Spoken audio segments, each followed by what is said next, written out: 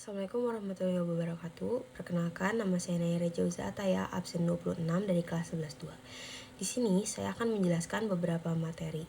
Yang pertama, saya akan menjelaskan mengenai VOC, kemudian akan saya lanjut menjelaskan mengenai kekuasaan Republik Batak di Indonesia, kemudian perkembangan kolonialisme Inggris di Indonesia, dilanjut dengan sistem tanam paksa, kemudian politik pintu terbuka, dan terakhir saya akan menjelaskan mengenai politik etis. Yang pertama, saya akan menjelaskan mengenai VOC. VOC memiliki masa kekuasaan pada tahun 1602 sampai 1800. VOC sendiri biasa kita kenal dengan sebutan Kongsi Dagang Belanda di Indonesia. VOC didirikan pada tanggal 20 Maret tahun 1602 di Amsterdam, Belanda. VOC dikelola oleh 17 pengurus pusat atau yang biasa kita kenal dengan sebutan Dewan 17. Tujuan utama VOC adalah untuk menghindari persaingan antar pedagang Belanda. VOC juga memiliki beberapa hak istimewa. Yang pertama yaitu mencetak uang sendiri, kemudian memerintah daerah jajahan dan melakukan perjanjian dengan raja, kemudian juga memonopoli perdagangan rempah. Peran VOC ada di berbagai bidang. Yang pertama ada di bidang perdagangan, yang kedua ada di bidang militer, yang ketiga ada di bidang politik. Kemudian ada beberapa kebijakan VOC, itu pertama pelayaran hongi, kemudian kontingentan dan eksterpasi. Kemudian Herenjeven menunjuk Peter Put sebagai gubernur pertama VOC. Pada saat itu Batavia merupakan pusat kekuasaan VOC. Di Batavia dibagi menjadi dua bagian. Yang pertama ada benteng Batavia, berisi rumah gubernur, gereja, kantor utama, dan tempat tinggal tentara. Kemudian yang satunya yaitu permukiman biasa. Kemudian VOC runtuh karena korupsi dan terlilit hutang, dan kemudian VOC dibubarkan pada tanggal 2 Desember tahun 1799. Yang kedua, saya akan menjelaskan materi mengenai kekuasaan Republik Batak di Indonesia. Pada tahun 1795, Prancis menyerbu Belanda. Kaum patriot ingin Belanda menjadi sebuah negara kesatuan. Kemudian, Raja William V kabur ke Inggris, lebih tepatnya ke kota Kew. Republik Batak pada saat itu dipimpin oleh Louis Napoleon. Kemudian, Raja William V mengeluarkan perintah berupa surat. Surat itu biasa kita kenal dengan surat-surat Q yang berisi tentang perintah kepada Belanda agar menyerahkan wilayahnya kepada Inggris. Kemudian pada saat itu Inggris mengambil 3 daerah, yaitu Padang, Ambon, dan Aceh. Louis menunjuk Daniels sebagai gubernur jenderal yang masa pemerintahannya hanya berlangsung selama 3 tahun. Ada juga kesalahan terbesar Daniels, yaitu menjual tanah ke swasta dan hasilnya dipergunakan untuk dirinya sendiri. Daniels turun jabatan, yang kemudian Louis menunjuk Janssens, politikus Belanda. Janssens sebelumnya merupakan gubernur jenderal Afrika Selatan. Pada saat itu pada tahun 1806 terusir dari wilayahnya karena dikuasai oleh Inggris, yang kemudian pada tahun 1811 ditugaskan ke Indonesia untuk mempertahankan Jawa dari Inggris dan memperbaiki keadaan karena masa jabatan Daniels. Pada tanggal 26 Agustus tahun 1811 Batavia dikuasai oleh Inggris. Kemudian pasukan Janssens mundur ke Semarang dan meminta pertolongan kepada Legiun Mangkunegara. Pada tanggal 8 September 1811 terjadi perjanjian Tungkang, kemudian Belanda mengakui kekalahannya. Yang ketiga, saya akan menjelaskan materi mengenai perkembangan kolonialisme Inggris di Indonesia. Thomas Stamford Raffles, penguasa Inggris di Indonesia, memiliki pusat kekuasaan yaitu di Batavia. Ada beberapa prinsip Raffles. Yang pertama, kerja rodi dan penyerahan wajib dihapus. Kemudian peran bupati sebagai pemungut pajak dihapus. Yang ketiga, ada tanah merupakan milik pemerintah. Raffles itu sering ikut campur dengan urusan kerajaan lokal, contohnya konflik keraton di Jogja. Raffles juga memonopoli garam dan memberlakukan sistem sewa tanah, kemudian menjual tanah kepada swasta. Kemudian ada sistem sewa tanah yang ditetapkan, yaitu yang pertama, petani harus menyewa tanah meskipun ia memiliki tanah. Kemudian harga tanah tergantung dengan kondisi tanah tersebut. Yang ketiga yaitu pembayaran dilakukan dengan menggunakan uang tunai. Kemudian Raffles menempatkan desa sebagai unit administrasi pemerintah karena jika desa menjadi berkembang, desa akan memiliki produksi yang meningkat, kemudian hidup rakyat menjadi membaik, yang kemudian menghasilkan penarikan pajak yang lebih besar. Terus kemudian ada juga kendala pemerintahan Raffles. Ada yaitu pemeran kepala desa yaitu lebih kuat, kemudian ada sulit lepas dari budaya penjajah, kemudian ada juga rakyat Indonesia tetap menderita. Selain itu ada juga pengaruh positif dari pemerintahan Raffles, yaitu kebun raya Bogor, ditemukannya bunga Rafflesia Arnoldi, kemudian buku sejarah Jawa yang berjudul History of Java. Akan tetapi pada tahun 1815 Raffles digantikan oleh John Vandal. Yang keempat, saya akan menjelaskan materi mengenai sistem tanam paksa. Pada tahun 1816, Inggris mengalami kekalahan. Kemudian pada tahun 1829, Van den Bosch mengajukan usulan pada Raja Belanda mengenai politik dan ekonomi. Pada saat itu, Van den Bosch mengatakan bahwasanya tanah jajahan harus dieksploitasi semaksimal mungkin. Pada saat itu kaum pribumi wajib mengikuti kerja. Kemudian Van den Bosch diangkat menjadi gubernur jenderal di daerah Jawa. Sistem tanam paksa adalah sistem yang mewajibkan para petani pribumi untuk menanam tanaman yang biasa diekspor ke pasar dunia. Contoh pada saat itu adalah kopi, tebu, nila, dan juga tembakau. Ada juga beberapa ketentuan yang ditetapkan oleh Van den Bosch. Yang pertama yaitu para petani wajib untuk menyediakan tanah sebesar 1/5 dari luas tanah. Kemudian tanah yang digunakan akan terbebas dari pajak. Yang ketiga adalah hasil panen dari para petani wajib diserahkan kepada pemerintah.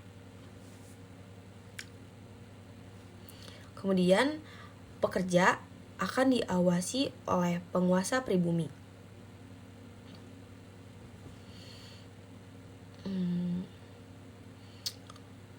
Kemudian ada juga untuk penduduk yang bukan petani, mereka wajib untuk bekerja untuk pemerintah.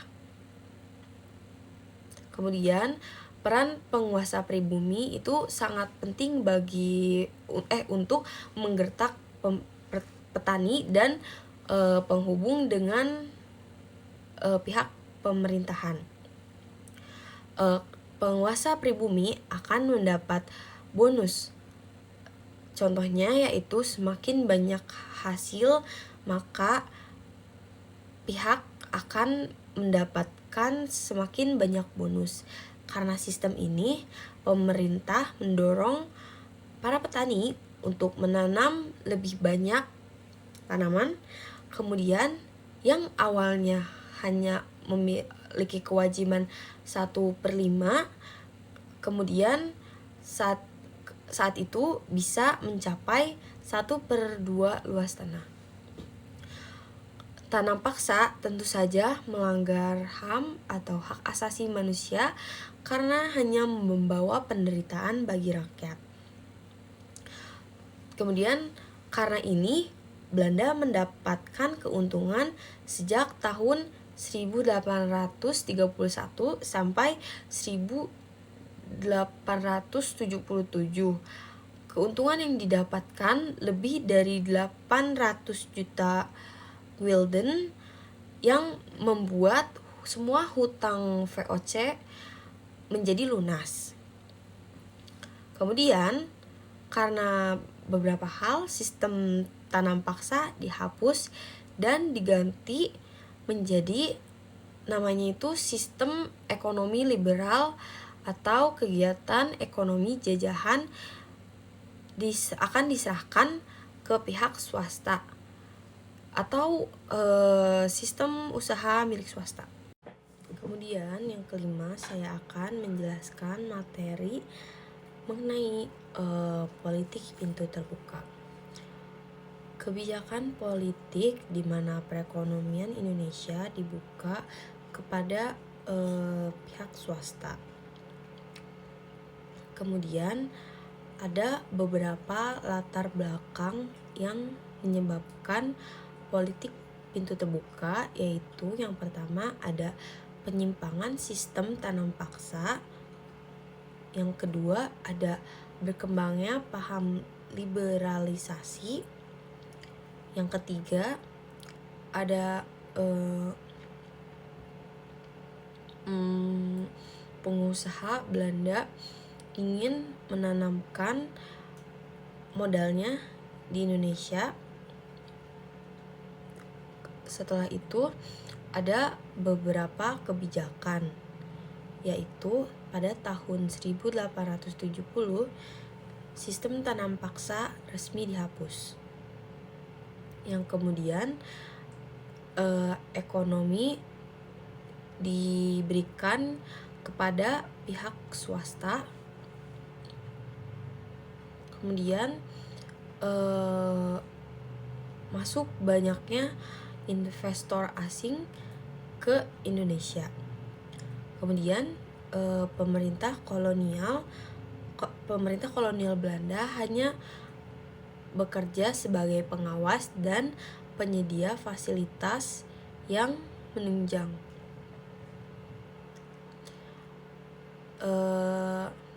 Ditandai dengan dikeluarkannya Undang-Undang Gula dan Undang-Undang Agraria pada tahun 1870. Ada juga beberapa dampak dari politik pintu terbuka yang berdampak bagi Belanda. Yang pertama yaitu memberikan untung besar kepada pihak swasta. Yang kedua yaitu hasil produksi berkebun mengalir kepada Belanda. Yang ketiga ada Belanda menjadi pusat perdagangan Belanda menjadi pusat perdagangan atas hasil tanah jajahannya. Ada juga dampak lain yang dirasakan oleh bangsa Indonesia, yaitu yang pertama tentu saja sistem tanam paksa dihapus. Kemudian yang kedua penduduk tetap hidup dalam kemiskinan. Yang ketiga, rakyat desa sudah mulai mengenal yang namanya sistem upah. Yang keenam dan yang terakhir, saya akan menjelaskan materi mengenai politik etis atau yang biasa disebut juga dengan politik balas budi. Latar belakang terbentuknya politik etis adalah kemakmuran bangsa Belanda dan kemiskinan yang menimpa bangsa Indonesia. Politik etis dicetus oleh Theodor dan Peter. Pada tanggal 17 September tahun 1901, Ratu Wilhelmina menerapkan politik etis.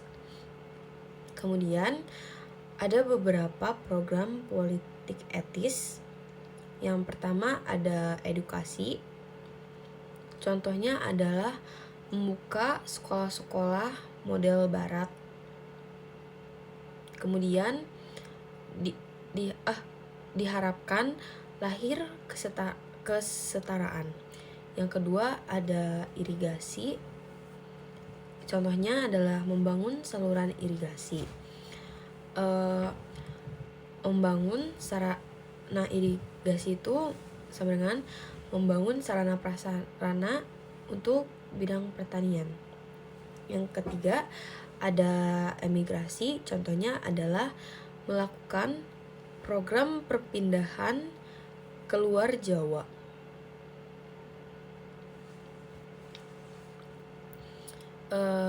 Tentu saja pasti saja ada penyimpangannya. Penyimpangan di bidang edukasi yaitu terdapat diskriminasi dalam pendidikan. Kemudian ada juga di bidang irigasi yaitu irigasi hanya untuk mengairi perkebunan rakyat Belanda. Kemudian yang terakhir ada di bidang emigrasi. Contohnya adalah untuk memenuhi tenaga kerja di perkebunan luar Jawa.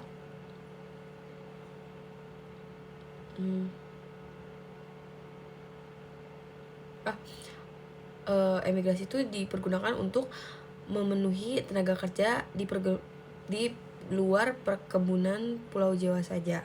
Kemudian berdirinya sekolah itu memunculkan kaum terpelajar dan diperuntukkan bagi anak pegawai negeri dan orang kaya. Itu termasuknya sekolah angka 1. Kemudian untuk yang diperuntukkan bagi anak pribumi atau rakyat biasa itu termasuk ke dalam sekolah angka 2. Ada juga dampaknya, yaitu yang pertama pembangunan sarana dan prasarana menunjang aktivitas pertanian. Kemudian yang kedua membangun sarana transportasi. Yang ketiga yaitu memunculkan kaum terpelajar. Mungkin segitu saja yang bisa saya sampaikan. Kurang lebihnya mohon maaf. Assalamualaikum warahmatullahi wabarakatuh.